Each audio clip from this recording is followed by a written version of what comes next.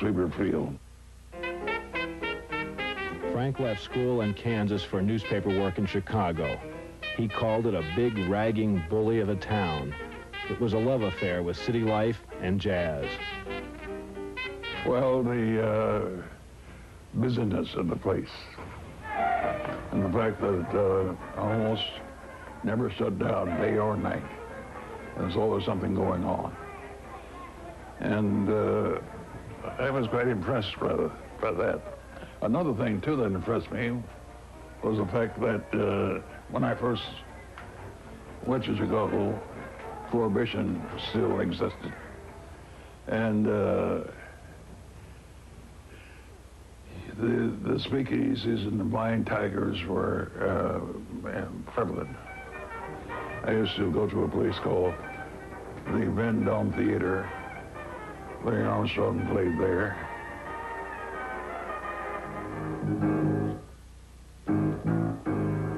Jazz band.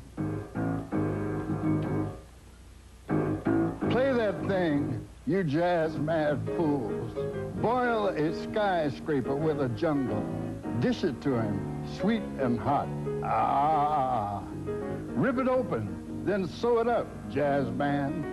Thick bass notes from a moon-faced drum. Saxophones moan, banjo strings hum. High, thin notes from the cornet's throat. Trombone snorting, bass horns snorting. Short tan notes from the piano, and the short tan notes from the piano. Plink, plank, plunk-a-plunk. Chopin, gone screwy. Wagner with the blues. Plink, plank, plunk-a-plunk.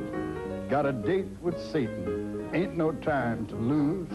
Plink, plank, plunk-a-plunk. Strut it in Harlem, let Fifth Avenue shake it slow. Plink, plank, plunk-a-plunk. Ain't going to heaven no how, crowd up there is too slow. I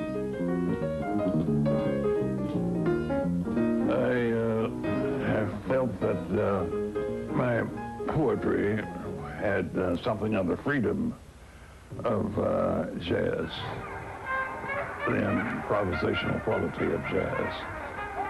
And so therefore, I just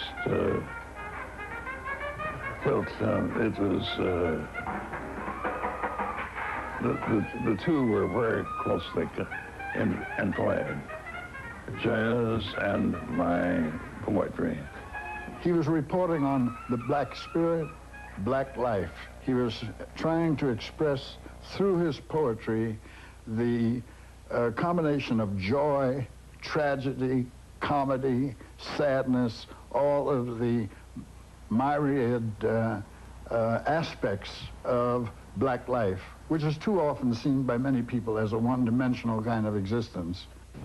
And he said, I would be a painter with words, creating sharp portraits on the wide canvas of your mind, images of those things shaped through my eyes that interest me.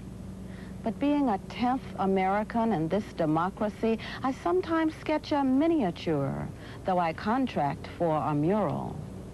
Of course, you understand this democracy, one man as good as another, from log cabin to White House, poor boy to corporation president, Hoover and Broder with one vote each, a free country, complete equality, yeah.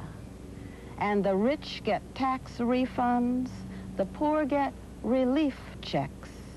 As for myself, I pay 5 cents for a daily synopsis of current history, 2 bits and the late lowdown on Hollywood, twist a dial for Stardust or Shostakovich, and with each bleacher stub, I reserve the right to shout, kill the bum at the umpire. Wherefore am I different from 9 other Americans? When I think about this poem, it seems full of barbs, and I think this is typically Frank. It is the cynic and the understatement of it all. Yes, everyone can be president, but what about me? Yes, look at all of this news on the newspaper, but where is anything that is relevant to me? You see, major reason for the existence of the black press was to counteract the misinformation which usually was part and parcel of the white press.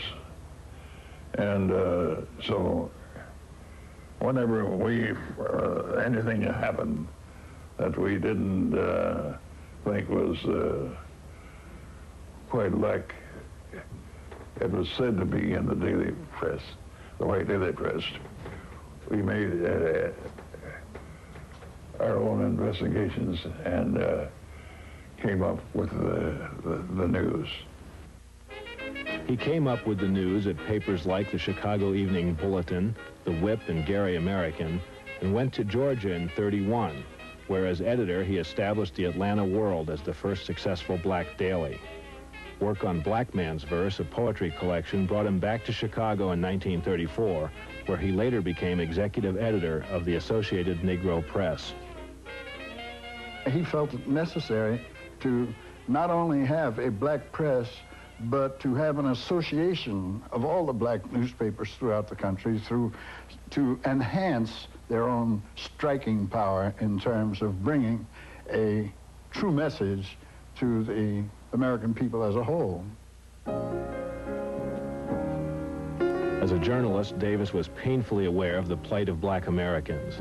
His second and third volumes of poetry, I Am the American Negro, and Through Sepia Eyes, reflect his anguish.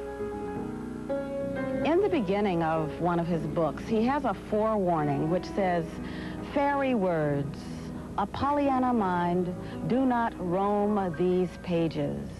Inside, there are coarse victuals, a couch of rough boards, companions who seldom smile, yet it is the soul's abode of a Negro dreamer. For being black in my America is no rendezvous with Venus." Remember this, you wise guys. Your tales about Jesus of Nazareth are no go with me. I've got a dozen Christs in Dixie, all bloody and black.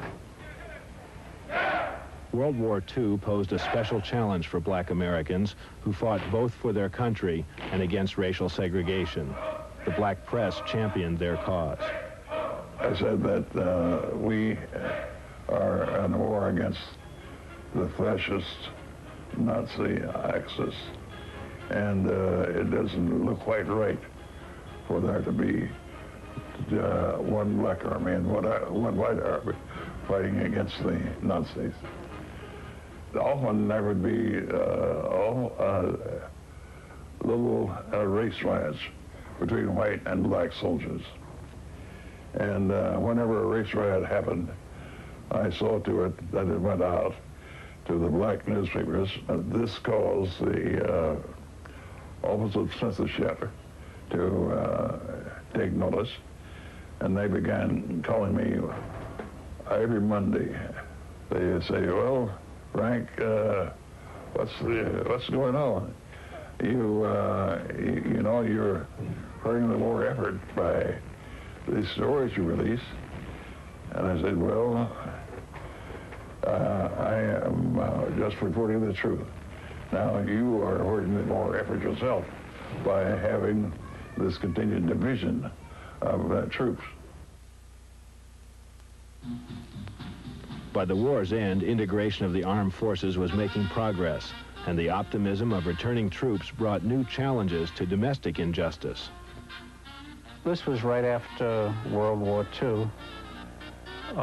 There was a very strong CIO labor movement in Chicago, and the progressive movement in Chicago was very active in those days. And when they had fundraisers for progressive organizations in the Chicago area, if Frank Marshall Davis was coming, you had a real attraction. Struggles by the labor movement against racism brought together Davis and Harry Bridges, leader of the International Longshoremen's and Warehousemen's Union. Bridges and the ILWU were influential in Frank's decision to experience Hawaii. No more, you gesture. Not now, not much after the kiss.